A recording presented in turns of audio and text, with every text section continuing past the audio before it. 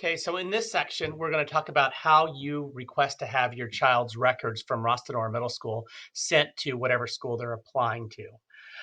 In mid-November, you'll get an email with a form that looks like this. And when you submit this form, we will know which school your child is applying to, as well as where to email their records to.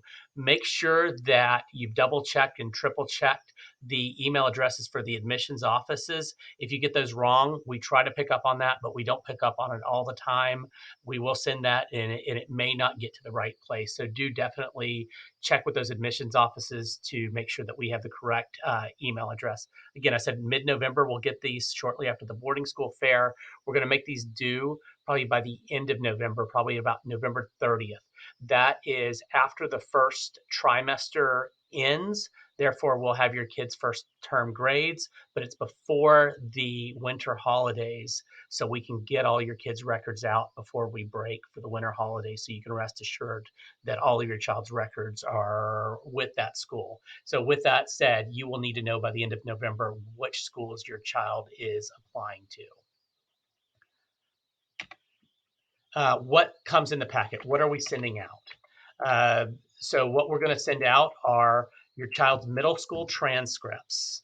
And that's starting in sixth grade all the way through wherever they are. Schools usually want 2.5 or 2 years in the first term of grades to get an accurate assessment. We'll also send the MAP test. We haven't done the MAP test in the spring or this fall, but we'll include as many as possible and explain that those scores are usually fairly stable. If your child needs to take the SSAT, you will need to send those scores. At the end of the year, we will send you another form that just says, hey, please confirm where your child is going. That way we can get their final transcripts wherever they need to be. So the school has those final transcripts in order. Also for kids who are applying to DHS, that will put the process for getting that government stamp in place for you. Um, Also, with the teacher recommendations, all children will get a letter of recommendation from their math, their language arts, and me, their counselor.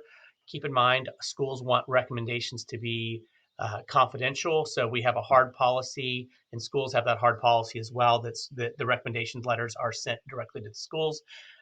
Rest at ease that we want the best for your children.